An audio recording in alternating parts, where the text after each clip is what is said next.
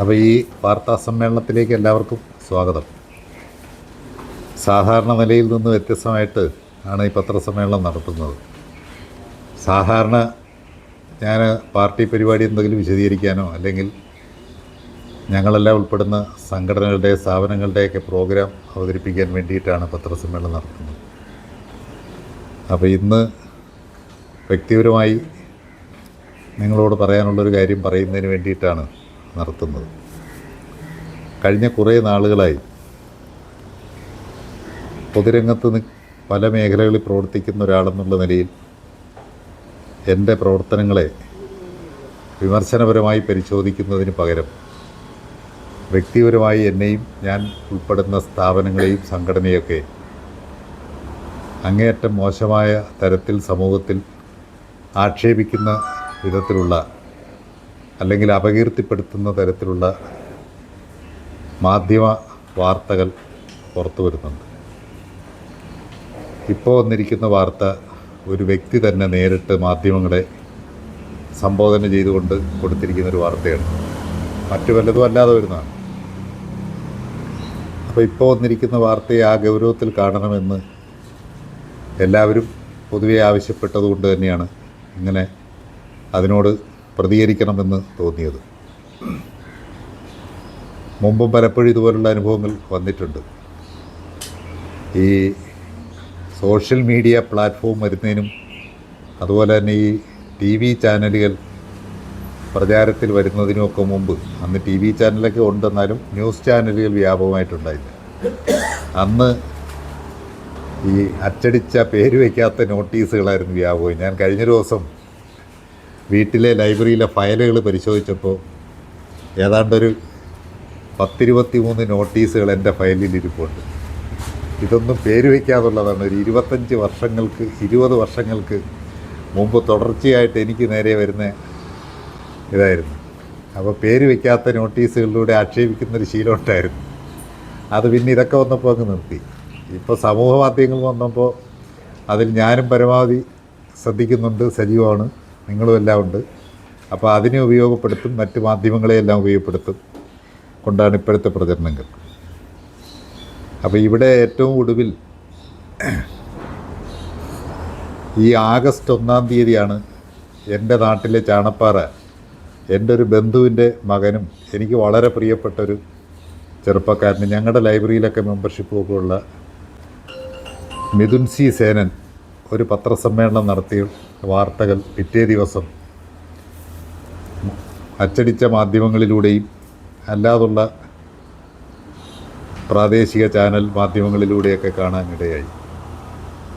അപ്പം ഞാനതിന് 1-ാം തീയതിക്ക് ശേഷം പ്രതികരിക്കാതിരുന്നതിന് 2 കാരണങ്ങളാണ് ഇത് ശ്രദ്ധയിൽപ്പെട്ടപ്പോൾ. ഒന്ന്, 1, 2, 3 തീയതികളിൽ CPIയുടെ കൊല്ലം ജില്ലാ സമ്മേളനം, കൊല്ലത്ത് പ്രതിനിധി സമ്മേളനം നടക്കുകയാണ്. അപ്പം ഞാനുൾപ്പെടെയുള്ള പ്രതിനിധി സമ്മേളന നഗറിൽ കയറി കഴിഞ്ഞാൽ പിന്നെ സമ്മേളനത്തിൻ്റെ ഷെഡ്യൂൾ ഓരോ ദിവസവും തീരുന്ന രാത്രിയിൽ താമസ സ്ഥലത്തേക്ക് പോവുകയും തിരിച്ച് പിറ്റേന്ന് വരികയും സമ്മേളനം കഴിഞ്ഞതിന് ശേഷം വീട്ടിലേക്ക് വരികയാണ് ചെയ്യുന്നത്. അപ്പോൾ അതുകൊണ്ട് ആ 3-ാം തീയതി വരെ പോയി. 4, 5 തീയതികളിൽ വീണ്ടും കുറച്ചുകൂടി പ്രചാരമുള്ള ചാനലുകളിൽ ഈ വാർത്ത വന്നപ്പോൾ മിഥുൻ്റെ ആദ്യത്തെ ഒരു സംരംഭമായതുകൊണ്ട് അവനെ നിരുത്സാഹപ്പെടുത്തി ഇടയ്ക്ക് കയറി ശല്യം ചെയ്യേണ്ട, മിഥുൻ കൊടുത്തിരിക്കുന്ന വാർത്ത കുറച്ച് പോകട്ടെ എന്ന് കരുതിയിട്ടാണ് 6-ാം തീയതി നടത്താമെന്ന് തീരുമാനിച്ചത്. മിഥുനൊരു ഡയറി മാധ്യമങ്ങളെ കാണിച്ചിട്ടാണ് ഈ വാർത്താ സമ്മേളനം നടത്തിയിരിക്കുന്നത്. മിഥുൻ്റെ അച്ഛൻ 2020 ഫെബ്രുവരിയിലാണ് മരണപ്പെടുന്നത്. എനിക്ക് വളരെ അടുപ്പമുള്ളൊരു വീടാണ്. ഞാൻ ഏറ്റവും കൂടുതൽ സഹകരിക്കുന്ന വീടുകളിലൊന്നാണ്.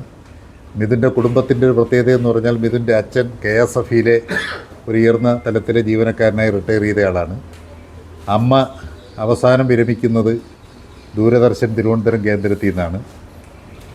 മിഥുൻ്റെ സഹോദരി നല്ല വിദ്യാഭ്യാസമുള്ളതാണ്, വിവാഹം കഴിഞ്ഞു പോയി. മിഥുനും നല്ല അക്കാദമിക് ക്വാളിഫിക്കേഷനൊക്കെ ഉള്ള ചെറുപ്പക്കാരനാണ്. എല്ലാവർക്കും നല്ല വായനാശീലവും ഒക്കെ ഉണ്ട്. അതുകൊണ്ട് തന്നെ മിഥുനെ പ്രത്യേകമായിട്ടും ഒരു ഇഷ്ടമാണ്. മിഥുനോട് ജീവിതത്തിൽ ഒരിക്കലും ഒരു നോട്ടം കൊണ്ടുപോലും ഇന്നുവരെയും ഈ സംഭവം നടന്നതിന് ശേഷം ഞങ്ങൾ കാണുമ്പോൾ പോലും പിന്നെ ഒരു ഇത് വന്നിട്ടേ ഇല്ല. അപ്പോൾ അത്ര സൗഹൃദത്തിലാണ് പോകുന്നത്. അപ്പം മിഥുൻ്റെ അച്ഛൻ മരിക്കുമ്പോഴും ഞങ്ങളെല്ലാം ഇതറിയുകയും അവിടെ ചെല്ലുകയും അതിൻ്റെ പരിപാടികളിലെല്ലാം ചടങ്ങുകളിലെല്ലാം സംബന്ധിക്കുകയും കാര്യങ്ങൾക്കെല്ലാം നേതൃത്വം കൊടുക്കുകയൊക്കെ ചെയ്തിട്ടുണ്ട്. അപ്പോൾ ഈ ഡയറിയെക്കുറിച്ച് ഇങ്ങനെ ഒരു വിവരം മിഥുന് ഇതുവരെയും മിഥുനോ മിഥുൻ്റെ വീട്ടിലുള്ളവരോ അണ്ണനെ കൂടി പരാമർശിച്ചുകൊണ്ട് അച്ഛൻ്റെ ഒരു ഡയറി എഴുത്തുണ്ട് എന്ന് ഇന്ന് വരെ ഈ 5 വർഷത്തിനിടയിൽ പറഞ്ഞിട്ടില്ല. ഞാൻ മിഥുനുമായിട്ട് പിന്നെ സുധിനുമൊക്കെ ഇപ്പം മിഥുന് ഈ അടുത്ത കാലത്ത് ഇവിടെ കടയ്ക്കൽ ടൗണിലൊരു ബേക്കറി നടത്തുന്നതിൽ സ്ഥാപനവുമായി ബന്ധപ്പെട്ടൊക്കെ ഉള്ളതുകൊണ്ട് അന്ന് നിരന്തരമായി കാണുമായിരുന്നു. കാണുന്ന സന്ദർഭത്തിലെല്ലാം സംസാരിക്കാറുണ്ട്. മാത്രമല്ല മിഥുൻ ഇതിനിടയിൽ തുടയന്നൂർ സർവീസ് സഹകരണ ബാങ്കിൽ പലതവണ വന്ന് എന്നെ കാണുകയും വീട്ടിൽ വന്ന് കാണുകയൊക്കെ ചെയ്തിട്ടുണ്ട്. അതെന്തിനാന്ന് വെച്ചാൽ ബാങ്കുമായി ബന്ധപ്പെട്ട അച്ഛൻ മരിച്ചതിന് ശേഷമുള്ള വായ്പാ കണക്കുകളും മറ്റും സെറ്റിൽ ചെയ്യുന്നതിന് കുറച്ച് സമയം വേണം. അതിൻ്റെ നടപടികളൊക്കെ ഒന്ന് സ്ലോ ചെയ്യണം. അപ്പോൾ അതിനൊരു സാവകാശം തരണമെന്നെല്ലാം പറയാനാണ് മിഥുൻ വന്നിട്ടുള്ളത്. അപ്പോൾ മിഥുൻ ഇത്രയും കാലം വരുന്നതിനിടയിൽ ഈ 5 വർഷത്തിനിടയിൽ മിഥുനോ മിഥുൻ്റെ കുടുംബത്തിലുള്ള ആളുകളോ ഞങ്ങൾ അങ്ങോട്ടും ഇങ്ങോട്ടും കാര്യങ്ങളെല്ലാം പങ്കെടുക്കാറുമുണ്ട്. ഇങ്ങനൊരു കാര്യം എൻ്റെ ശ്രദ്ധയിൽപ്പെടുത്തിയിട്ടുമില്ല. ഇനി അത് പെടുത്തിയില്ലെങ്കിൽ പോലും അവർക്കുള്ള വായ്പകളെ സംബന്ധിച്ചിട്ടുള്ള ഒരു പരാതി ഉള്ളതായിട്ട് രേഖപ്പെടുത്തിയിട്ടുമില്ല. ഇത് കേൾക്കുമ്പോൾ മാത്രമാണ് ഇങ്ങനൊരു കംപ്ലയിൻ്റ് അവരുടെ മനസ്സിൽ മിഥുൻ്റെ മനസ്സിലെല്ലാം ഉണ്ട് എന്ന് ഞാൻ മനസ്സിലാക്കുന്നത്. നിങ്ങളുമൊക്കെ സാമൂഹ്യ മാധ്യമങ്ങളിലൂടെ ഇത് കണ്ടു കാണും. എന്നെ പരാമർശിക്കുന്ന ഭാഗം ഈ ഡയറിയിലൊരു 4-5 പേജുകൾ എഴുതി ചേർത്തിട്ടുണ്ട്. അത് ശ്രീ ചന്ദ്രസേനൻ തന്നെ മരണത്തിന് മുമ്പ് എഴുതിയതാണോ അതോ പിന്നീട് എഴുതി ചമച്ചതാണോ എന്നൊക്കെ ഉള്ളത് ശാസ്ത്രീയമായി നിയമപരമായി വ്യക്തത വരുത്തേണ്ടുന്ന കാര്യമായതുകൊണ്ട് ഞാനതിനെക്കുറിച്ച് അത്രയേ പറയുന്നുള്ളൂ. ഞാനതിൽ തർക്കിക്കുന്നില്ല. എന്തായാലും അദ്ദേഹം തന്നെ മരണത്തിന് മുമ്പ് ഇതൊരു മരണക്കുറിപ്പല്ലെങ്കിലും ഇങ്ങനെയുള്ള കാര്യങ്ങൾ സാധാരണ ആളുകൾ പലരും പ്രത്യേകിച്ച് വായിക്കുകയൊക്കെ ചെയ്യുന്നവർ അവനെ എഴുതി വയ്ക്കാറുണ്ട്. അങ്ങനെ എഴുതിയതാണെങ്കിലും ഇതിൽ പറഞ്ഞിരിക്കുന്ന ഞാൻ ഏറ്റവും വിശ്വസിച്ചിരുന്ന JC അനിൽ എന്നെ വഞ്ചിച്ചു. ഞാൻ അറിയാതെ ബാങ്കിൽ വെച്ചിരുന്ന ആധാരങ്ങളിൽ ബലരാമൻ മാമനിൽ നിന്നും വാങ്ങിയിട്ടുള്ള വസ്തുവിൻ്റെ ആധാരം വെച്ച് ഞാൻ അറിയാതെ JC ലോൺ എടുത്തിരുന്നു. വിശ്വനാഥൻ മാമനിൽ നിന്ന് വാങ്ങിയ വസ്തു വെച്ച് ഞാനിങ്ങനെ ലോൺ എടുത്തിട്ടുണ്ട്. ഇതെല്ലാം ബാങ്കിൻ്റെ കൗണ്ടറിലിരിക്കുന്ന ആളിനും സെക്രട്ടറിക്കും അറിയാം. കൂടാതെ നിതീഷ് ചാണപ്പാറയ്ക്കും അറിയാം. അപ്പം നിതീഷിന് ഇതൊക്കെ അറിയാമെന്നും നിതീഷിനോട് സംസാരിച്ചിട്ടുണ്ടെന്ന് ഏതോ ഒരു പ്രാദേശിക ചാനലിൽ ഞാൻ ആ ഇൻ്റർവ്യൂ കാണുമ്പം അതിൽ നിന്നും കേൾക്കുന്നുണ്ട്. നിതീഷ് തുടയന്നൂർ ബാങ്കിലെ അറ്റൻഡർ സി ജോലി ചെയ്യുന്നയാളാണ്. പിന്നെ ഈ വായ്പ എടുക്കുന്നതിന് ബാങ്കിൽ വരുന്ന നടപടിക്രമങ്ങളൊക്കെയാണ് അദ്ദേഹം എഴുതിയിരിക്കുന്നത്. ഇത് നിങ്ങൾക്കാർക്കെങ്കിലും ലഭ്യമല്ലെങ്കിൽ ഞാൻ അയച്ചു തരികയും ചെയ്യാം. പിന്നെ 2 ദിവസം കഴിഞ്ഞ് ലീഗൽ നോട്ട് വരും, പാറങ്ങളിൽ ഒപ്പിടിപ്പിക്കും, വായ്പ കിട്ടും. അവസാനം അദ്ദേഹം പറഞ്ഞിരിക്കുന്ന കാര്യം ഇവരുടെ തന്ത്രം ബാങ്കിൻ്റെ ഇതാണ്. മിക്കവാറും എല്ലാവരിൽ നിന്നും ഇങ്ങനെ വാങ്ങും, രേഖകൾ വാങ്ങുമെന്നാണ് അറിയുന്നത്. അഡ്രസ്സ് അവസാനമാണ് റവന്യൂ റിക്കവറി. ഒന്നിന് റവന്യൂ റിക്കവറി വരും, മറ്റത് അടച്ചു തീർക്കും. ഞാൻ എൻ്റെ ആധാരങ്ങൾ പലതവണ ചോദിച്ചിട്ടുണ്ടെങ്കിലും കിട്ടിയിട്ടില്ല. ഇതൊക്കെ സെക്രട്ടറിക്ക് അറിയാം. ഇനി ബാക്കി വരുന്ന ഭാഗങ്ങൾ ഞാനുമായി ബന്ധപ്പെട്ടതല്ല. അത് അദ്ദേഹത്തിൻ്റെ പേഴ്സണലായിട്ടുള്ള കടബാധ്യതകളെയും മറ്റും കുറിച്ചൊക്കെയാണ് എഴുതിയിരിക്കുന്നത്. അവസാനം അദ്ദേഹം 2 കൈയക്ഷരമുണ്ട്. ഇത് വേറൊരു കൈയക്ഷരമാണ്. ഇത് അദ്ദേഹത്തിൻ്റെ ഡയറിയിലുള്ളത്. അത് നിങ്ങൾക്ക് തന്നെ കാണുമ്പോൾ അറിയാം. ഇത് വേറൊരു കൈയക്ഷരമാണ്. ഇത് വേറൊരു കൈയക്ഷരമാണ്. അവസാനം ഇതിൽ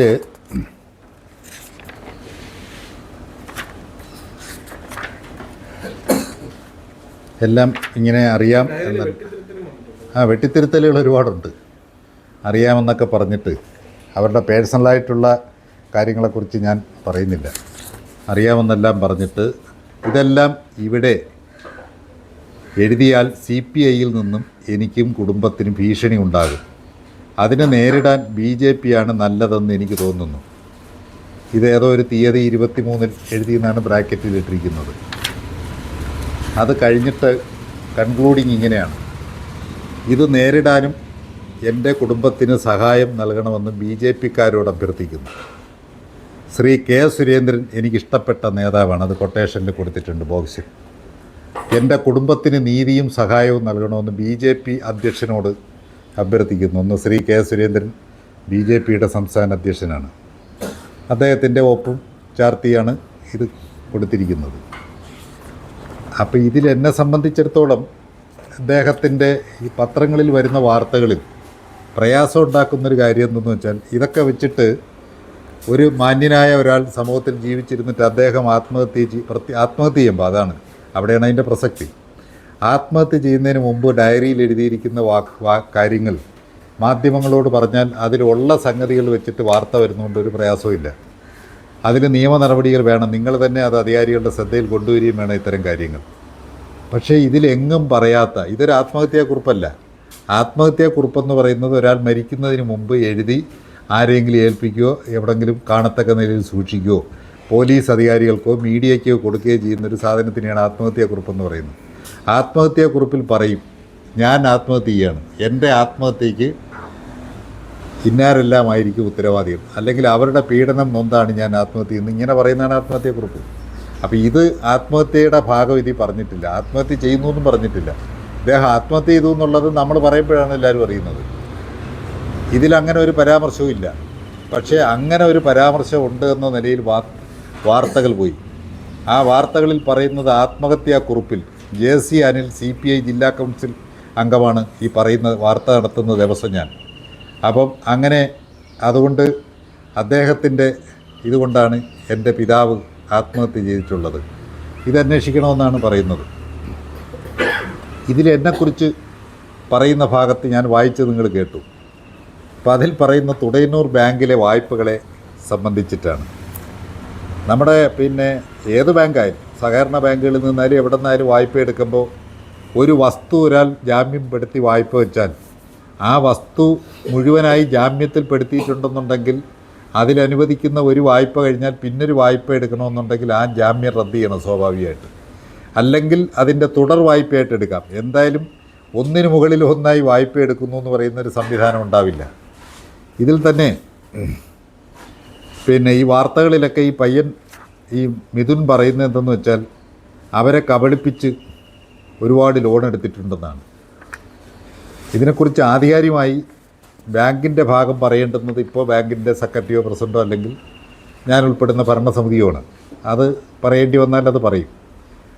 തുടയന്നൂർ ബാങ്ക് കൃത്യമായി വളരെ പ്രോപ്പറായിട്ട് വായ്പകളെല്ലാം കൊടുക്കുന്നൊരു സ്ഥാപനമാണ്, മറ്റ് നമ്മുടെ അടുത്തുള്ള ബാങ്കുകളെ പോലെ തന്നെ.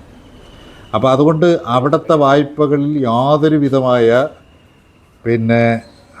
ഇതും തുടയന്നൂർ ബാങ്കിനെ സംബന്ധിച്ചുണ്ടാവില്ല. ഇന്നുവരെ ആ ബാങ്കിൻ്റെ ഒരു വായ്പയെ സംബന്ധിച്ചൊരു ചോദ്യം ചെയ്യലോ അന്വേഷണമോ വന്നിട്ടില്ല. ആ ബാങ്ക് 10,100 പേർക്ക് വായ്പ എടുത്തിട്ടുണ്ടെങ്കിൽ 10,100 പേർക്കും ആ വായ്പയെ സംബന്ധിച്ചിട്ടുള്ള തർക്കം അവിടെ ആരും ഉന്നയിക്കാറില്ല. വായ്പ കൊടുക്കുന്നു, അവരത് എഗ്രി ചെയ്യുന്നു, അവർ ബോണ്ടപ്പെടുന്നു, അവരുടെ അക്കൗണ്ടിലേക്ക് പൈസ പോകുന്നു, അവരടയ്ക്കുന്നു. ചിലപ്പോൾ അടയ്ക്കാൻ പറ്റാതെ വരുന്നവരെ സംബന്ധിച്ച് നിയമാനുസൃതമായ നടപടി സ്വീകരിക്കുന്നു. ആ നടപടിയെ തുടർന്ന് അടയ്ക്കും, ഇല്ലെങ്കിൽ അടയ്ക്കാതെ പോകും. ഇതൊക്കെ സ്വാഭാവികമായി നടക്കുന്ന കാര്യം അവിടെയും നടന്നിട്ടുണ്ട്. അതിനപ്പുറത്തൊന്നുമേ നടന്നിട്ടില്ല. എന്താണോ ചെയ്യേണ്ടുന്നത് പ്രോപ്പറായിട്ട്. ഇതിലതായി ഇത് അദ്ദേഹത്തിൻ്റെ കൈപ്പടയാണ് എന്നാണ് ഞാൻ മനസ്സിലാക്കുന്നത്. മറ്റ് വേറെ പേജുകളെക്കുറിച്ചാണ് നമുക്ക് സംശയം. ഇതിൽ അദ്ദേഹം ഞാൻ ഈ റെഡ് ഇങ്കോട്ട് വരച്ചിരിക്കുന്നതിൻ്റെ അടിയിൽ എഴുതിയിട്ടുണ്ട്, TSCB കോഓപ്പറേറ്റീവ് 5 ലക്ഷം ഗുണം 3 കൊടുക്കാനുള്ളത് സമം 15 ലക്ഷം. അപ്പോൾ ഇദ്ദേഹം എഴുതിയിരിക്കുന്നതാണ് 15 ലക്ഷം രൂപയുടെ വായ്പ എനിക്ക് തുടയന്നൂർ ബാങ്കിലുണ്ടെന്ന്. അപ്പോൾ അത് സൂചിപ്പിക്കുന്നത് ഈ വായ്പ എടുത്തിട്ടുള്ള ശ്രീ ചന്ദ്രസേനൻ വായ്പ എടുത്തിട്ടുണ്ട് എന്നുള്ള കാര്യത്തിൽ ഒരു തർക്കവും ഇല്ല. ഇനി വളരെ പ്രധാനപ്പെട്ടൊരു കാര്യം നിങ്ങൾക്ക് തന്നിരിക്കുന്നതിൽ ആ വാർത്താക്കുറിപ്പിൽ ഞാൻ പറഞ്ഞിട്ടുണ്ട്. ഇപ്പോൾ ഒരാൾ വായ്പ എടുത്ത് മരണപ്പെട്ടു പോയി. ആ മരണപ്പെട്ടു പോയ ആളിൻ്റെ അവകാശികൾ സ്വാഭാവികമായിട്ടും നമ്മളാരായാലും ബന്ധപ്പെട്ട ബാങ്കുകളിൽ പോയി എൻ്റെ ഇന്നാര് മരണപ്പെട്ടു, ഇദ്ദേഹത്തിന് എന്തെല്ലാം ഇടപാടുകൾ ഇവിടെ ഉണ്ട്, ആ ലൈബിലിറ്റീസ് ഒന്ന് എഴുതി തരണം. അത് എഴുതി തരുമ്പോഴാണ് നമുക്ക് വല്ല ഒബ്ജക്ഷൻ ഉണ്ടെങ്കിൽ നമ്മൾ ആ ഒബ്ജക്ഷൻ പെറ്റീഷനായിട്ട് ഉന്നയിക്കുന്നത്. അപ്പോൾ ഇത് എഴുതി തരണമെന്ന് പറഞ്ഞതിൻ്റെ അടിസ്ഥാനത്തിൽ ഇവരും ബാങ്കിൽ ബന്ധപ്പെടുന്നു, അവരതെല്ലാം എഴുതി മേടിക്കുന്നു. അവർക്കതിലൊരു തർക്കവുമില്ല. ഈ 5 വർഷത്തിനിടയിൽ ഇവർ തുടയന്നൂർ ബാങ്കിനെതിരെ ഒരു പരാതി അവിടെയും പറഞ്ഞിട്ടില്ല. ഈ ചന്ദ്രസേനൻ എന്ന് പറയുന്ന ആളിൻ്റെ മരണത്തിന് ശേഷം അമ്മയും മകനും കൂടി വന്ന് ബാങ്കിൽ വന്ന് ഈ വായ്പകളെല്ലാം കൃത്യമായി ബോധ്യപ്പെട്ട് അവർക്കൊരു തർക്കവും അവർ പറഞ്ഞിട്ടില്ല, ഇന്ന് വരെ പറഞ്ഞിട്ടില്ല. ഞാൻ ഈ വാർത്താ സമ്മേളനം നടത്തുന്ന സമയം വരെയും അവകാശിയായ മിഥുൻ സി സേനനോ അദ്ദേഹത്തിൻ്റെ മാതാവ് ശാരദ പി കെയോ തുടയന്നൂർ ബാങ്ക് സെക്രട്ടറിക്കോ പ്രസിഡന്റിനോ ഒരു പരാതി കൊടുത്തിട്ടില്ല. ഞങ്ങളുടെ മരണപ്പെട്ടു പോയ ആളിൻ്റെ പേരിൽ വായ്പയുണ്ടെന്ന് പറയുന്നു, അത് കളവാണ്, ഞങ്ങളിങ്ങനെ വായ്പ എടുത്തിട്ടില്ല എന്ന് അവർ പറഞ്ഞിട്ടില്ല. 1. 2, ഇദ്ദേഹത്തിൻ്റെ പേരിൽ 3 വായ്പകൾ അവിടെ ബാക്കി നിൽക്കുന്നുണ്ട്. തുക ഞാൻ അങ്ങനെ ഓപ്പണായി പറയുന്നത് ശരിയല്ല. ആ വായ്പകൾ ബാക്കി നിൽക്കുന്ന വായ്പകളിൽ മരണത്തിന് ശേഷം ഈ അവകാശികൾ വന്ന് പണം അടച്ചിട്ടുണ്ട്. നമുക്ക് തർക്കമുണ്ടെങ്കിൽ നമ്മൾ പൈസ അടയ്ക്കുമോ? അടയ്ക്കില്ല. അവർ പൈസ അടച്ചിട്ടുണ്ട്. അതുമല്ല, ഈ 3 വായ്പകൾക്കും സഹകരണ ബാങ്കിൽ നിന്ന് കേരളത്തിൽ ഒരാൾ വായ്പ എടുത്താൽ വായ്പ നിലനിൽക്കുമ്പം മരണപ്പെട്ടു പോയാൽ കേരള സഹകരണ വികസന ക്ഷേമനിധി ബോർഡുണ്ട്. ആ ബോർഡിൽ വായ്പക്കാരുടെ പേരുകൾ രജിസ്റ്റർ ചെയ്തൊരു പ്രീമിയം അടയ്ക്കും. ആൾ മരണപ്പെട്ടു പോയി കഴിഞ്ഞാൽ വായ്പ എല്ലാം പ്രോപ്പറാണ്, ഈ വായ്പയിൽ കേസ് നടപടികളൊന്നും ആയിട്ടില്ല, വായ്പക്കാരൻ വലിയ കുടിശ്ശിയൊന്നും വരുത്തിയിട്ടില്ല എന്നുണ്ടെങ്കിൽ ഇതിനൊരു ക്ലെയിം തുക നമ്മുടെ ഇൻഷുറൻസ് തുക കിട്ടുന്നത് പോലെ കേരള സർക്കാർ കൊടുക്കും. ആ ബോർഡിൻ്റെ ചെയർമാൻ ബഹുമാനപ്പെട്ട സഹകരണ വകുപ്പ് മന്ത്രിയാണ്. വൈസ് ചെയർമാൻ വയനാട്ടിലെ ശ്രീ ശശീന്ദ്രൻ പഴയ MLA ആണ്. ആ ബോർഡിലെ ഗവൺമെൻറ്റിൻ്റെ ഒരു പ്രതിനിധിയാണ്, സഹകരണ ബാങ്കുകളുടെ പ്രതിനിധിയായിട്ട് സർക്കാർ നോമിനിയാണ് ഞാനും. അതുകൊണ്ട് എനിക്ക് ആ ബോർഡിനെ കുറിച്ച് കൃത്യമായിട്ട് അറിയാം. ഈ മിഥുൻ സി സേനൻ തുടയന്നൂർ ബാങ്കിൽ വന്ന് ശ്രീ ചന്ദ്രസേനൻ്റെ പേരിലുള്ള 3 വായ്പകളുടെയും റിസ്ക് ഫണ്ട്, അതായത് ഈ സഹകരണ വികസന ക്ഷേമനിധി ബോർഡിൻ്റെ സഹായം കിട്ടുന്നതിന് ആവശ്യമായ എല്ലാ രേഖകളും സഹിതം, മരണ സർട്ടിഫിക്കറ്റും FIRൻ്റെ കോപ്പിയും എല്ലാം സഹിതം അവിടെ അപേക്ഷ സമർപ്പിച്ചു. അതിൻ്റെ നടപടികളും ബാങ്ക് സ്വീകരിച്ചു. അവർക്ക് തർക്കമുണ്ടെങ്കിൽ അവരതിന് അപേക്ഷ കൊടുക്കണോ? അവരത് പറയണ്ടേ? ഇനി സിമ്പിളായിട്ട് നിങ്ങൾക്ക് എല്ലാവർക്കും ആലോചിക്കാം.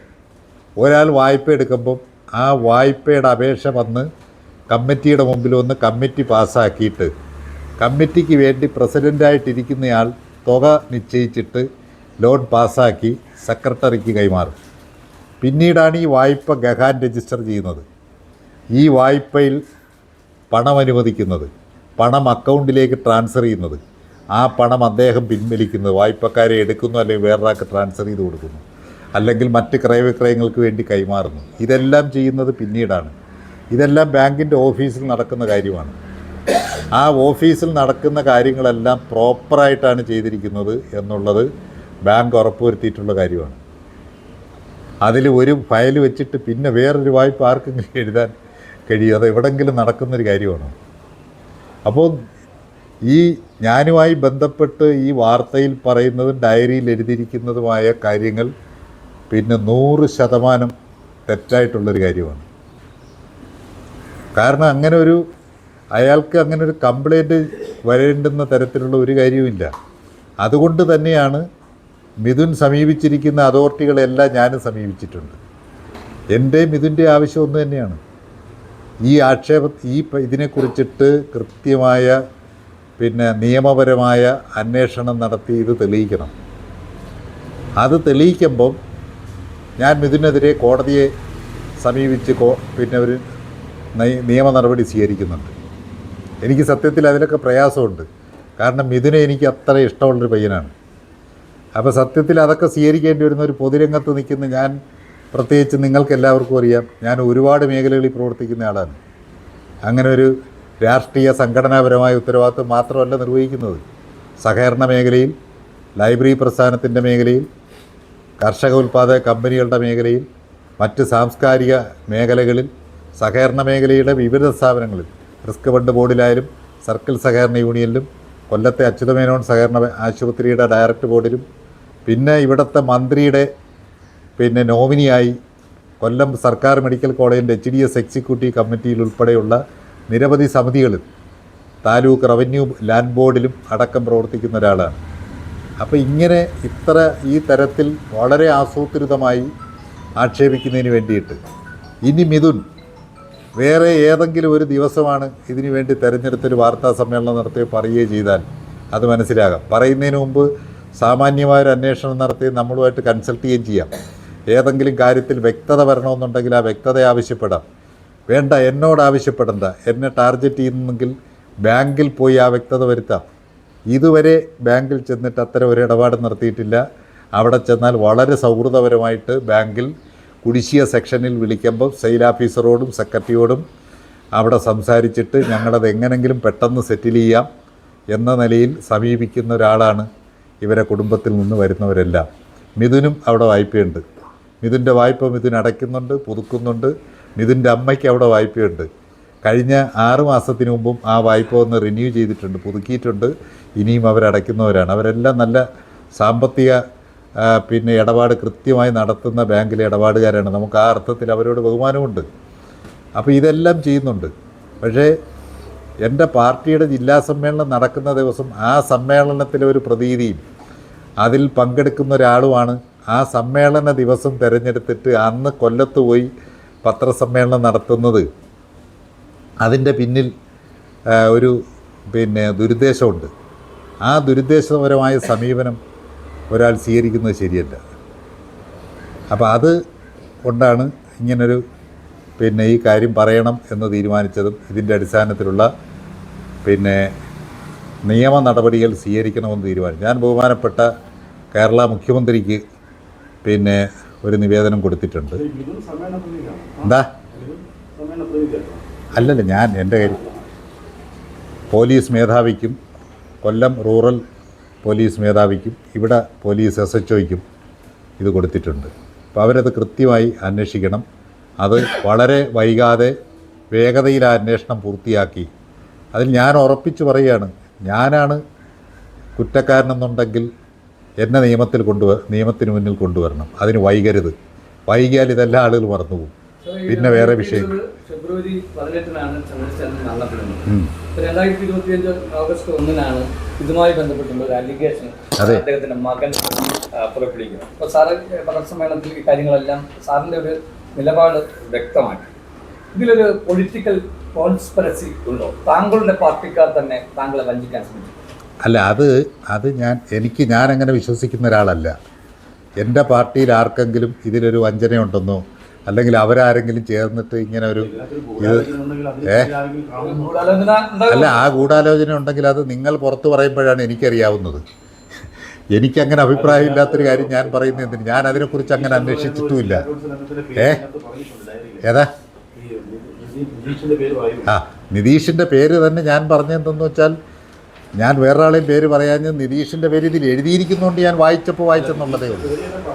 അതുകൊണ്ട് നിതീഷിനതിൽ എന്താ അതെ, ബാങ്കിലെ സെക്രട്ടറിക്കറിയാം, അവിടെ കൗണ്ടറിലിരിക്കുന്ന പെൺകുട്ടിക്കറിയാം, കമ്പ്യൂട്ടർ സെഷനിൽ ഇരിക്കുന്ന പെൺകുട്ടിക്കറിയാം, നിതീഷ് ചാണപ്പാറയ്ക്കും ഇതെല്ലാ വിവരങ്ങളും അറിയാം എന്ന പരാമർശമാണുള്ളത്. 15 വർഷമായി CPIയുടെ ജില്ലാ കൗൺസിൽ പ്രവർത്തിക്കുന്ന ഒരു വ്യക്തിയാണ് സഖാവ് JC. ഈ ഒരു വ്യക്തിയെ മാനസികമായി വലിയ ബുദ്ധിമുട്ടുണ്ടാക്കുന്ന ഒരു തലത്തിലേക്കാണ് ഈ വാർത്താ സമ്മേളനങ്ങളും കൊല്ലത്തെ പത്രസമ്മേളനമായാലും ബാക്കിയുള്ള ചാനലുകളും വന്നിരിക്കുന്നത്. സ്വാഭാവികമായിട്ടും ഇപ്പോൾ താങ്കളുടെ പാർട്ടിയിൽ ഉണ്ടോ എന്നുള്ളത് താങ്കൾക്ക് അറിയില്ല. എന്നാൽ ബാഹ്യമായ ചില കാര്യങ്ങൾ പിന്നിലില്ലേ? ഈ സമ്മേളന സമയത്ത് തന്നെ ഇത്തരം 2018 നടക്കുന്ന സംഭവം 2025 വരുന്നു. 2025 ആഗസ്റ്റ് 1 തന്നെ തെരഞ്ഞെടുക്കുന്നത് ഇതിൽ എന്തെങ്കിലും 2025 ആഗസ്റ്റ് 1 തന്നെ തെരഞ്ഞെടുത്ത് CPI ജില്ലാ സമ്മേളനത്തിൻ്റെ ഉദ്ഘാടനം നടക്കുന്ന ദിവസം കൊല്ലത്ത് വന്ന് പത്രസമ്മേളനം നടക്കുന്നതിന് പിന്നിൽ എന്തെങ്കിലും ബാഹ്യ ഇടപെടലിന് അതിന് സ്വാധീനിക്കപ്പെട്ടിട്ടുണ്ടോ എന്നുള്ളത് JCNലല്ല പറയേണ്ടുന്നത്, മിഥുൻ C. സേനനാണ് പറയേണ്ടുന്നത്. സമ്മേളനവുമായി ബന്ധപ്പെട്ട് ഇതുമായി ബന്ധപ്പെട്ട് ചർച്ച അങ്ങനെ ചോദിക്കാൻ പാടില്ല. സമ്മേളന കാര്യങ്ങൾ പറയാൻ അല്ല, സമ്മേളനങ്ങളിൽ സ്വാഭാവികമായിട്ടും വിവിധ ചർച്ചകൾ വരുമല്ലോ. അതിനല്ലേ ചർച്ച ചെയ്യാനും തീരുമാനങ്ങൾ കൈക്കൊള്ളുവാനും അല്ലേ സമ്മേളനങ്ങൾ ചേരുന്നത്. അപ്പോൾ സമ്മേളനത്തെ സ്വാധീനിക്കാൻ വേണ്ടിയിട്ടാണോ അല്ലെങ്കിൽ സമ്മേളനത്തിൻ്റെ തീരുമാനങ്ങളെ സ്വാധീനിക്കാനാണോ ഇത് മിഥുൻ ചെയ്തതും അല്ലെങ്കിൽ മിഥുനെ ആ വഴിക്ക് നയിച്ചതും അവിടെ തന്നെ കൊണ്ടെത്തിച്ചതും ആ ദിവസം തന്നെ തിരഞ്ഞെടുത്തതുമൊക്കെ പിന്നെ അതിൻ്റെ പിന്നിലുള്ള ബാഹ്യ ഇടപെടലുകളെക്കുറിച്ച് പറയേണ്ടുന്നത് മിഥുൻ തന്നെയാണ്. മിഥുന് സി പി ഐയിലെ മെമ്പർഷിപ്പൊന്നും ഒരിക്കലും ഇല്ല. പക്ഷേ മിഥുൻ്റെ അച്ഛനും പാർട്ടിയിലെ ഒരു അംഗമൊന്നുമല്ല. അവരെല്ലാം നമ്മുടെ പാർട്ടിയുടെ അനുഭാവികളാണ്, LDFൻ്റെ അനുഭാവികളാണ്. അതിലൊന്നും ഒരു തർക്കവും ഇല്ല.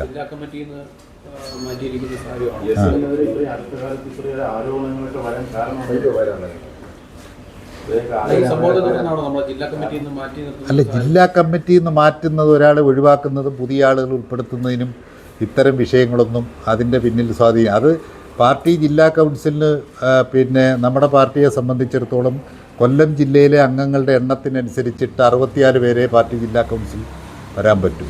അതിൽ തന്നെ 20% ആളുകൾ പുതുതായി തിരഞ്ഞെടുക്കപ്പെട്ട് വരണം, കുറച്ച് പേർ സ്വാഭാവികമായിട്ട് ഒഴിവാവണം.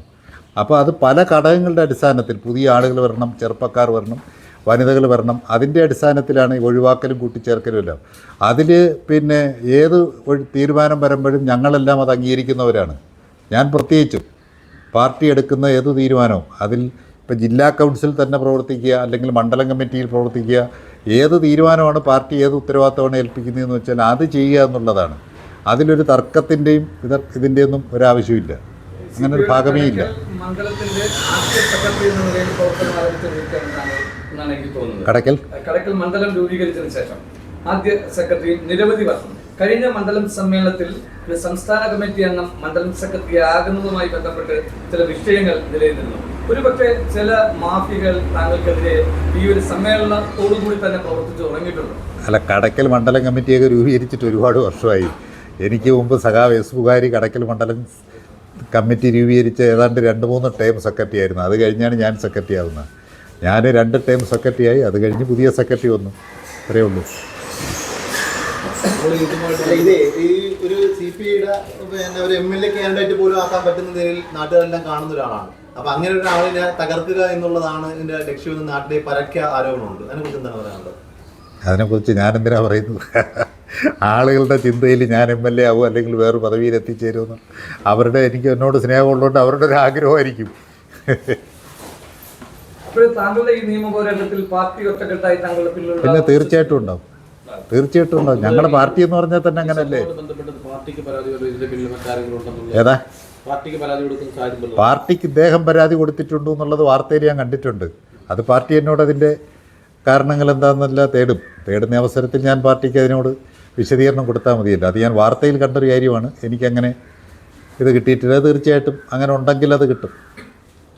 കാരണം വാർത്തകളെ ഞാൻ എപ്പോഴും എന്തെന്ന് വെച്ചാൽ വസ്തുതകളുടെ പിൻബലത്തിൽ കാര്യങ്ങൾ പിന്നെ കൈകാര്യം ചെയ്യുന്ന ഒരാളാണ്. അതുകൊണ്ട് ഊഹാപോഹങ്ങളുടെ ഒന്നും പറയാൻ ഞാൻ പോകാറില്ല. അതങ്ങനെ ഒരു സംശയിക്കേണ്ട കാര്യമില്ലല്ലോ. നമ്മുടെ നാട്ടിൽ എത്രയോ പേര് പലവിധമായ കാരണങ്ങളാൽ ആത്മഹത്യ ചെയ്യുന്നു. ആ ആത്മഹത്യ എനിക്കതിൽ ഉണ്ടാകുന്നതെന്ന് വെച്ചാൽ ശ്രീ ചന്ദ്രസേനൻ ആത്മഹത്യ ചെയ്തതിൽ പറഞ്ഞറിയിക്കാവാത്ത തരത്തിലുള്ളൊരു പ്രയാസം എനിക്കുണ്ട്. കാരണം അദ്ദേഹം നമുക്ക് അത്ര ഒരു നമ്മുടെ ലൈബ്രറിക്കും നല്ലൊരു സൗഹൃദത്തിനും എല്ലാം നല്ലൊരു അസറ്റായിരുന്നു.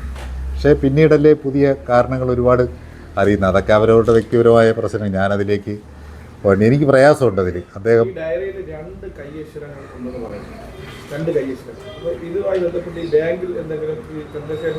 അല്ല അതൊക്കെ എന്താണെന്ന് വെച്ചാൽ ഇപ്പം ശ്രീ ചന്ദ്രസേനൻ്റെ കൈയക്ഷരം അദ്ദേഹം ആൾ മരണപ്പെട്ടു പോയി.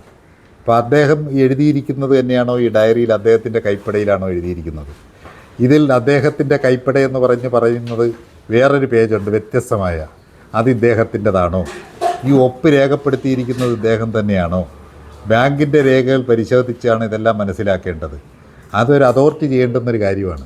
നമ്മളതിലങ്ങനെ പരിശോധിച്ച് അഭിപ്രായം പറയാൻ ആളല്ല. അതിനാണ് ഞാനും കൊടുത്തിരിക്കുന്നത്. അതായിരിക്കും ഇതിനും ആവശ്യപ്പെട്ടേക്കുന്നത്. ഇത് പരിശോധിച്ച് ബോധ്യപ്പെടണമെന്നുള്ളത്. അതെ, അതൊക്കെ അവർ പറയേണ്ടുന്നതാണ്. ഒരാൾ മരണപ്പെട്ട് പിന്നെ നമ്മുടെ വീട്ടിൽ 5 വർഷത്തിന് ശേഷമാണ് ഇങ്ങനൊരു ഡയറി കണ്ടതെന്നും ഈ ഡയറിക്ക് ഒരു കേടുപാട് സംഭവിച്ചിട്ടില്ലെന്നും ഡയറി തലേ ദിവസം എഴുതിയതുപോലെ ഫ്രഷായിട്ട് വൃത്തിയായി ഇരിക്കുന്നു എന്നൊക്കെ ഉള്ളതിനെക്കുറിച്ചുള്ള ആൻസറെല്ലാം അവർ പറയേണ്ടുന്ന കാര്യമാണ്.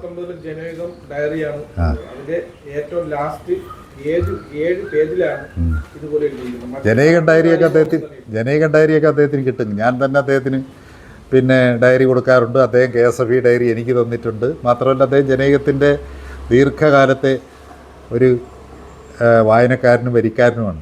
അതുകൊണ്ട് ആ ഡയറി എല്ലാം കിട്ടും. ഡയറിയുടെ അവസാനത്തെ പേജുകളിൽ എഴുതി വെച്ചിരിക്കുന്നു എന്നെല്ലാമാണ് പറയുന്നത്. ജിൻസി സൈനന് ഈ ഇതേ ദിവസം തന്നെ തോന്നാനും ഇങ്ങനെ ഒരു സംഭവം പറയാനും തോന്നാനും അവിടെ പോയി പത്രസമ്മേളനം നടത്താനും ഒക്കെ സാധിക്കുന്നത് അല്ലെങ്കിൽ സാധിച്ചത് ഈ പറഞ്ഞ എന്തെങ്കിലും ഇടപെടൽ മൂലമാണെന്നുള്ള ഉറപ്പായ കാര്യമാണ്. അങ്ങനെ ഇടപെടൽ നടത്തിയവരാണ് പുതിയ ജില്ലാ കൗൺസിലിൽ തിരഞ്ഞെടുക്കപ്പെട്ടത്. അല്ല, അങ്ങനെ പറയാൻ പറ്റില്ല. അങ്ങനെയൊന്നും പറയാനാവില്ല. ഞാനങ്ങനെ പറയത്തുമില്ല. കാരണം ജില്ലാ കൗൺസിലിലേക്ക് കമ്മ്യൂണിസ്റ്റ് പാർട്ടി പുതിയ ആളുകളെ ഉൾപ്പെടുത്തുന്നതിന് ഇതൊന്നും മാനദണ്ഡങ്ങളല്ല. മാത്രമല്ല, ഇത്തരം കാര്യങ്ങൾ ഉണ്ടെങ്കിൽ അവർക്ക് അത് അയോഗ്യതയായി കാണുന്നൊരു പാർട്ടിയാണ് CPI. അപ്പോൾ അതുകൊണ്ട് അതിൻ്റെ അടിസ്ഥാനത്തിലാണെന്ന് പറയാൻ പറ്റില്ല. ഈ ബാങ്കുമായി ബന്ധപ്പെട്ടുള്ള അലിഗേഷൻസിനെ കുറിച്ചാണ് ഈ ഡയറിയിൽ പ്രധാനമായിട്ട് പറയുന്നതാണല്ലോ പറയുന്നത്.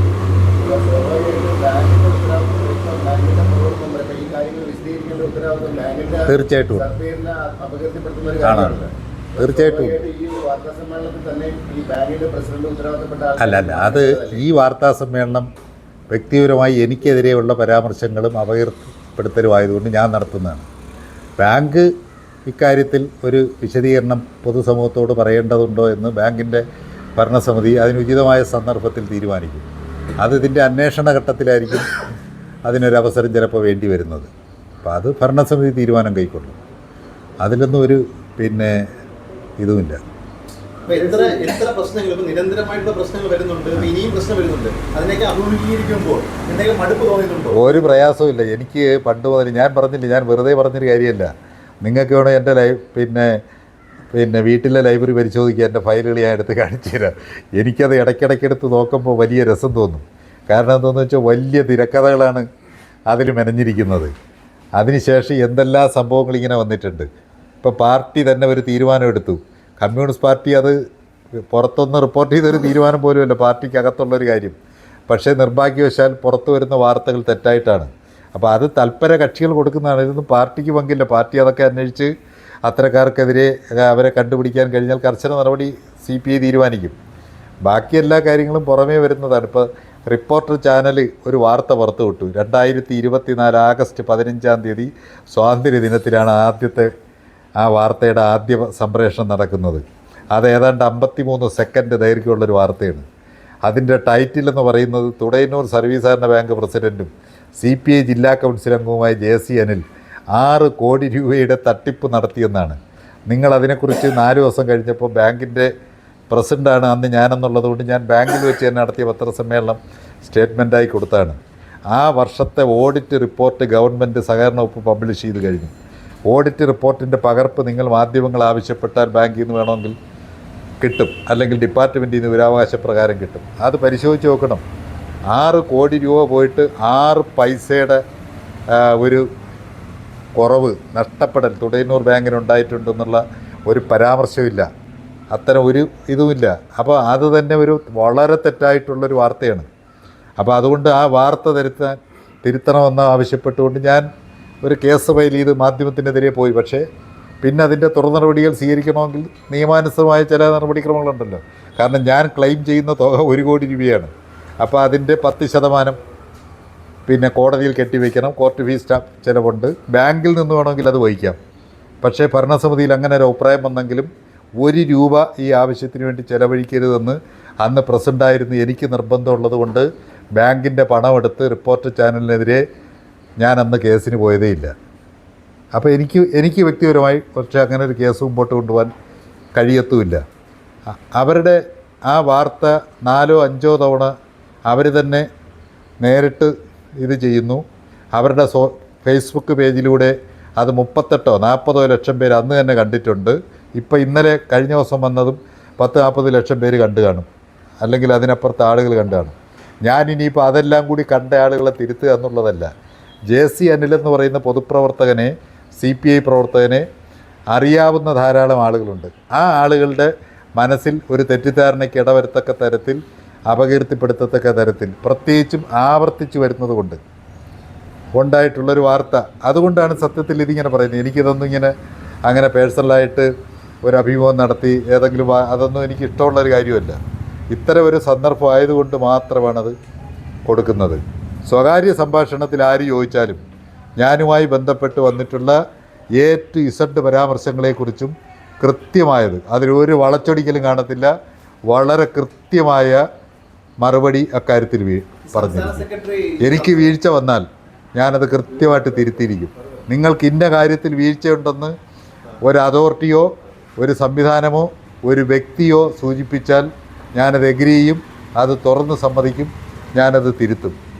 അറിയാതെ പറ്റുന്ന തെറ്റുകൾ മനുഷ്യർക്ക് പലർക്കും ഉണ്ടാവും. ഞാൻ അറിഞ്ഞുകൊണ്ട് ആയിരക്കണക്കിന് ശരി ചെയ്തിട്ടുണ്ട്. അറിയാതെ എനിക്ക് തെറ്റുകൾ സ്വാഭാവികമായിട്ടും 35 കൊല്ലം കൊണ്ട് മുഴുവൻ സമയ പൊതുപ്രവർത്തകനാണ്. ഈ 35 കൊല്ലത്തിനിടയിൽ 1 മണിക്കൂർ ഒരിടത്ത് ഞാൻ വേതനത്തിൽ സ്വീകരിച്ചുകൊണ്ട് ജോലി ചെയ്യാനൊരവസരം ഉണ്ടായിട്ടില്ല. എനിക്ക് പാർട്ടി നിയോഗിച്ചിട്ടുള്ള ഏതെങ്കിലുമൊക്കെ പദവി വഹിക്കുമ്പം അവിടെ നിന്ന് കിട്ടുന്ന നാമമാത്രമായ അലവൻസോ യാത്രാപ്പടിയോ ഓണറേറിയോ കിട്ടിയാൽ അതായിരിക്കും എൻ്റെ സ്വന്തം വരുമാനമെന്ന് പറയുന്നത്. ബാക്കി ഞാൻ ഈ പൊതുരംഗത്ത് പ്രവർത്തിക്കുമ്പോൾ ഇപ്പോൾ എന്നെക്കുറിച്ച് നിങ്ങൾ തന്നെ ശ്രദ്ധിക്കേണ്ടുന്നൊരു കാര്യമുണ്ട്. എന്താണെന്ന് വെച്ചാൽ ഈ പറയുന്ന ആക്ഷേപങ്ങളെല്ലാം എന്താണ്? ഒന്നുകിൽ ഞാനുമായി ബന്ധപ്പെട്ട സ്ഥാപനങ്ങളെ പാർട്ടിയെ കണക്ട് ചെയ്താണ് പറയുന്നത്. ഈ നാട്ടിൽ ഏതെങ്കിലും ഒരു കരാറുകാരോ മറ്റേതെങ്കിലും ഒരാളോ ഞാനൊരാൾക്ക് നിയമനം കൊടുക്കാൻ ഈ പാർട്ടി സ്വാധീനങ്ങളോ ഭരണത്തിലെ സ്വാധീനങ്ങളോ അല്ലെങ്കിൽ ഞാൻ തന്നെ നേതൃത്വം കൊടുക്കുന്ന സ്ഥാപനങ്ങളിൽ ഒരുപാട് തൊഴിൽ സാധ്യതകളുണ്ട്, അതിനെക്കുറിച്ചൊരു ആക്ഷേപം വരുന്നുണ്ടോ? ആർക്കെങ്കിലും എവിടെങ്കിലും ഒരു പ്രൊഫഷണൽ വിദ്യാഭ്യാസത്തിൻ്റെ അഡ്മിഷനുമായി ബന്ധപ്പെട്ടൊരു പരാമർശം വരുന്നുണ്ടോ? വേറെ ഏതെങ്കിലും പരാമർശം വരുന്നുണ്ടോ? അല്ലെങ്കിൽ സമൂഹത്തിൽ തെറ്റായ രീതിയിൽ ഒരു പൊതുപ്രവർത്തകന് സ്വീകരിച്ചുകൂടാത്ത രീതിയിലുള്ള തെറ്റായ ജീവിതശൈലി പിന്നിക്ക് പങ്കാളിയാകുന്നു എന്ന് പറഞ്ഞൊരു പരാമർശം വന്നിട്ടുണ്ടോ? അപ്പോൾ വരുന്നതെല്ലാം ഈ നിലയിലുള്ള വാർത്തകളാണ്. അപ്പോൾ അതിനെ ഞാനിപ്പോഴും വിശ്വസിക്കുന്നത് എന്തെന്ന് വെച്ചാൽ നമ്മുടെ സമൂഹത്തിലെ ആളുകൾ അതിനെയെല്ലാം മനസ്സിലാക്കി അർഹിക്കുന്ന അവജ്ഞയോടുകൂടി അവർ അത് തള്ളിക്കളയും. ആ തള്ളിക്കളയുന്നത് കൊണ്ടാണ് ഞാനും ആയാലും മറ്റ് പൊതുപ്രവർത്തകരായാലും അവർ വീണ്ടും ഈ പൊതുരംഗത്ത് നടത്തുന്ന പ്രവർത്തനങ്ങൾക്ക് ജനങ്ങളുടെയും മീഡിയാസിൻ്റെയും പൊതുസമൂഹത്തിൻ്റെ എല്ലാം പിന്തുണ കിട്ടുന്നത്. ഇപ്പം ഞാൻ ചെയർമാനായിട്ടുള്ള ഫാർമർ പ്രൊഡ്യൂസർ കമ്പനിയുടെ നിങ്ങളെല്ലാം നല്ലതുപോലെ റിപ്പോർട്ട് ചെയ്തല്ലോ. 4 ദിവസത്തെ ഒരു അഗ്രി ഫെസ്റ്റ് സംഘടിപ്പിച്ചു. നബാർഡിൻ്റെ ഒരു ഗവൺമെൻറ്റിൻ്റെ സഹായമൊന്നും ഇല്ലാതെ പൊതുജനങ്ങളുടെ സഹായത്തോടു കൂടി വളരെ വിജയകരമായി നടത്തിയെന്നാണ് എൻ്റെ ഒരു റിവ്യൂ. ബാക്കി നിങ്ങളാ തീരുമാനിക്കേണ്ടത്. അപ്പോൾ ഇതെല്ലാം നമ്മൾ തുറന്നുകൊണ്ടേയിരിക്കും, ഇത്തരം ആരോപണങ്ങളും പ്രയാസപ്പെടുത്തലുകളൊന്നും പൊതുപ്രവർത്തനത്തിൽ നിന്ന് പിറകോട്ട് പോകുന്നതിന് ഇതാവത്തില്ല. പണ്ടേ തന്നെ എൻ്റെ ഒരു ശീലം എന്തെന്ന് വെച്ചാൽ എതിർപ്പ് കടുക്കുന്നതിനനുസരിച്ച് ഞാൻ എൻ്റെ കരുത്ത് കൂട്ടിക്കൊണ്ടിരിക്കും. ആ തീർച്ചയായിട്ടും. അത് പാർട്ടി അല്ലല്ലോ എന്നെ അവഹേളിക്കുന്നത്. സനി ചോദിച്ചതിൻ്റെ കാര്യം മനസ്സിലായില്ലേ?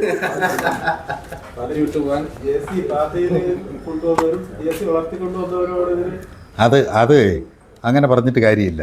നമ്മളാരെയും അങ്ങനെ പ്രത്യേകിച്ച് വളർത്തുകയല്ല. നമ്മൾ പൊതുരംഗത്ത് നിൽക്കുന്നവർക്കെല്ലാം ആ പൊതുരംഗത്ത് നമ്മുടെ അനുകരണീയമായ മാതൃകകൾ ഇഷ്ടപ്പെടുമ്പോഴാണ് നമ്മളെ ആളുകൾ സ്വീകരിക്കുന്നത്. അത് പാർട്ടിക്കകത്തും സ്വീകരിക്കും, പാർട്ടിക്ക് പുറത്തുള്ളവരും സ്വീകരിക്കും. നമ്മളെ എതിർക്കുന്നവർക്ക് എതിർത്തേ മതിയാവും. അതെന്താണെന്ന് വെച്ചാൽ ഞാൻ എതിർക്കുന്നില്ല, ആരെയെല്ലാം എതിർക്കുന്നു. എനിക്ക് അവരോട് വ്യക്തിപരമായി അവരെ എനിക്കിഷ്ടമുണ്ട്. പക്ഷേ എനിക്ക് എതിർക്കേണ്ടി വരും, രാഷ്ട്രീയമായി എതിർക്കേണ്ടി വരും, എൻ്റെ പാർട്ടിയുടെ താല്പര്യങ്ങൾ സംരക്ഷിക്കേണ്ടി വരും. അപ്പോൾ ബോധപൂർവം ചിലപ്പോൾ എതിർക്കില്ല നമ്മൾ, അത് വരും. അതുകൊണ്ട് ഞാൻ വളർത്തിക്കൊണ്ടുവന്ന ആളുകളെന്ന് പറഞ്ഞ് പ്രത്യേകിച്ചൊരു വിഭാഗമില്ല. എല്ലാവരെയും നമ്മൾ ആ നിലയിൽ വളർത്തിക്കൊണ്ടുവരുന്നതാണ്. അതുകൊണ്ട് ഞാൻ അങ്ങനെ വളർത്തിക്കൊണ്ടുവന്നവർ എന്നെ വിമർശിക്കാൻ പാടില്ല, എൻ്റെ തെറ്റുകൾ ചൂണ്ടിക്കാണിക്കാൻ പാടില്ല എന്ന് ഇല്ല. പിന്നെ എന്നെ അപകീർത്തിപ്പെടുത്തണമോ ബോധപൂർവം ചെയ്യണമോ വേണ്ടതെന്ന് അതിലേർപ്പെടുന്ന കക്ഷികളാണ് തീരുമാനിക്കേണ്ടത്. അത് ഞാൻ തീരുമാനിച്ചിട്ട് കാര്യമില്ല. ഞാൻ ഒരാളോട് അഡ്വാൻസായിട്ട് പറയാനൊക്കെ ഞാൻ ഇങ്ങനെല്ലാം ചെയ്യാം, നിന്നെ ഞാൻ സപ്പോർട്ട് ചെയ്യുകയും ചെയ്യാം, നിന്നെ വളർത്തുകയും ചെയ്യാം. അതുകൊണ്ട് നീ നാളെയും എന്നെ വിമർശിക്കരുത്, എന്നെ ഒരിക്കലും അപകീർത്തിപ്പെടുത്തരുത്, അപകീർത്തിപ്പെടുത്തുന്ന ഒരു കൂട്ടത്തിലും ചെന്ന് പെടരുത് എന്നൊരാളോട് അഡ്വാൻസായിട്ട് പറയേണ്ട കാര്യമൊന്നും എനിക്കില്ല. ഞാൻ അതിനൊന്നും അങ്ങനെ ഒരാളെയും സ്വാധീനിക്കത്തില്ല. അതെല്ലാം സ്വതന്ത്രമായ വിമർശനത്തിനുള്ള സ്വാതന്ത്ര്യം എനിക്കുള്ളതുപോലെ ബാക്കി എല്ലാവർക്കും ഇല്ലേ. അപ്പോൾ പിന്നെ ഞാനതിൽ വേറൊരാളോട് അഭിപ്രായം പറയുന്നതിന് എനിക്ക് വിമർശിക്കാനുള്ള സ്വാതന്ത്ര്യമുണ്ട്. ആ വിമർശനം നടത്താൻ വേറെയുള്ള ആളുകൾക്ക് സ്വാതന്ത്ര്യമില്ല. അവരോട് ഒരു പകയും ഇല്ല, ഒരു വിദ്വേഷവും ഇല്ല. നിങ്ങളൊരു കാര്യം കൂടെ പറഞ്ഞ് ഞാൻ അവസാനിപ്പിക്കാം. ഇത്രയും നിങ്ങൾ സ്വകാര്യമായി ചോദിച്ചതുകൊണ്ട് ഞാൻ പറയുകയാണ്, എൻ്റെ മുഖത്തേക്ക് വിരൽ ചൂണ്ടാൻ കഴിയുന്ന ഏതെങ്കിലും ഒരു പ്രശ്നം നിങ്ങൾക്ക് അവതരിപ്പിക്കാൻ പറ്റുമോ? ഏതെങ്കിലും ഒരു കാര്യം ഞാൻ ഈ സമൂഹത്തിൽ പൊതുരംഗത്ത് പ്രവർത്തിക്കുന്ന ഒരാളിനെതിരെ വ്യക്തിഹത്യ ചെയ്ത് അയാൾക്ക് മാനസിക പ്രയാസം സൃഷ്ടിക്കുന്ന തരത്തിൽ JC അനിലിനെ അക്കാര്യത്തിൽ സംശയമുണ്ട് എന്ന് നിങ്ങൾക്ക് പറയാൻ പറ്റും? പറഞ്ഞാൽ ഇപ്പോൾ പറഞ്ഞില്ലെങ്കിൽ നിങ്ങൾ എന്നോട് സ്വകാര്യമായിട്ട് പറഞ്ഞാൽ മതി. എൻ്റെ ഒരു ഫേസ്ബുക്ക് പേജ്, എൻ്റെ ഒരു വാട്സപ്പ്, എൻ്റെ ഒരു ഓപ്പണായിട്ടുള്ള സംഭാഷണം, ഞാൻ ഏതെങ്കിലും സ്വകാര്യ സംഭാഷണം നടത്തുന്നോ ഇല്ലയെന്നുള്ളതല്ല, അത് നമ്മളെല്ലാവരും നടത്തും. അങ്ങനെ ആർക്കെങ്കിലും എതിരായിട്ട് ഒരു ഒളിയമ്പ് പിന്നെ ചെയ്യുന്നതിൻ്റെ ഒരു പരാമർശം നിങ്ങൾക്ക് ആർക്കെങ്കിലും ഈ നാട്ടിൽ പറയാൻ പറ്റും?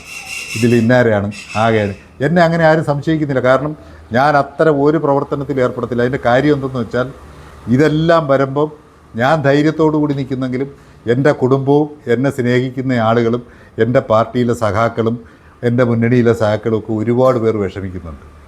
എൻ്റെ കുടുംബത്തിലാണെങ്കിൽ ഒരുപാട് വിഷമമുണ്ട്, എനിക്കും വിഷമമുണ്ട്. ഞാൻ ആഗ്രഹിക്കുന്നത് എന്തെന്ന് വെച്ചാൽ അതിന് പകരം വേറൊരാളിൻ്റെ കുടുംബത്തിലും സമാനമായ രീതിയിൽ ഒരു വിഷമവും പ്രയാസവും ഉണ്ടാകണമെന്ന് ഞാൻ ആഗ്രഹിക്കുന്നതേ ഇല്ല. അങ്ങനെ ഞാൻ ഒരിക്കലും ചിന്തിക്കത്തില്ല.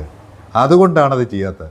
എന്നോട് ഒരുപാട് പേര് പറയാറുണ്ട്, നിങ്ങൾക്ക് തിരിച്ച് ചില കാര്യങ്ങൾ ചെയ്യണം, ഞങ്ങൾ ചെയ്യാം. ഞാൻ പ്രോത്സാഹിപ്പിക്കത്തുമില്ല, അത്തരക്കാരെ കൂടെ കൂട്ടത്തുമില്ല.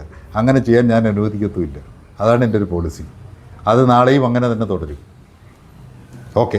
അവരെ കുറിച്ച് നമുക്ക് നല്ല ധാരണയുണ്ട്, നമ്മൾ ബന്ധമുണ്ട്. അതെ. എന്തായാലും ഇപ്പം ഈ പറയുന്ന പലതരത്തിലുള്ള വാർത്തകൾ പുറത്തു വരുന്നുണ്ട്. CPയുടെ ഉള്ളിലുള്ള വാർത്തകളെല്ലാം പുറത്തു വരുന്നുണ്ട്. ഇപ്പൊ സംസ്ഥാന സെക്രട്ടറി സംസ്ഥാന സമ്മേളനത്തിൽ പറഞ്ഞത് ചില പുഴുക്കുത്തുകൾ വാർത്ത പുറത്തെടുക്കുന്നതാണ്. അപ്പൊ ഈ പുഴുക്കുത്തുകളുടെ എണ്ണം കടക്കലിൽ കൂടുതലല്ലേ?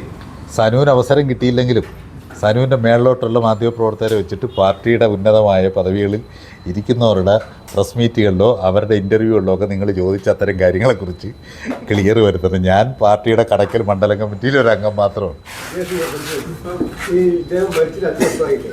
5 വർഷമായി. അന്ന് ആ മരണ സമയത്ത് എന്തെങ്കിലും വിഷയം ഉണ്ടായിട്ടുണ്ടോ? ഇല്ല, ഒരു വിഷയമില്ല. ഞാൻ പറഞ്ഞില്ലേ ആ അത്രയുള്ള ഇല്ലെന്ന് മാത്രമല്ല, ഇനി ഒരു കാര്യം കൂടെ നിങ്ങൾ മനസ്സിലാക്കണം. ഈ 5 വർഷത്തിനിടയിൽ ഈ മിഥുൻ C. സേനനോ മിഥുൻ്റെ സഹോദരി മേനകയോ മേനകയുടെ ഭർത്താവ് ഹേമന്തോ ഇവരെ കുടുംബത്തിൽ ആരെങ്കിലും അല്ലെങ്കിൽ ബന്ധുക്കളോ ഇങ്ങനെ ഒരു കാര്യത്തെക്കുറിച്ച് എന്നോട് ഉന്നയിച്ചിട്ട് പോലുമില്ല. അനിലെ, നമ്മളെ വീട്ടിനകത്ത് ഇങ്ങനൊരു ചർച്ചയുണ്ട്, ഒരു സംശയം ബാക്കി നിൽക്കുന്നു എന്ന് പോലും പറഞ്ഞിട്ടില്ല. അങ്ങനെങ്ങാണം ബാങ്കിലും വന്നിട്ടില്ല. അങ്ങനെങ്ങാണം പറഞ്ഞെങ്കിൽ ഞാൻ തന്നെ ഇടപെട്ട് അതിൻ്റെ ക്ലാരിറ്റി വരുത്തി കൊടുത്തേനെ. എനിക്കതിൽ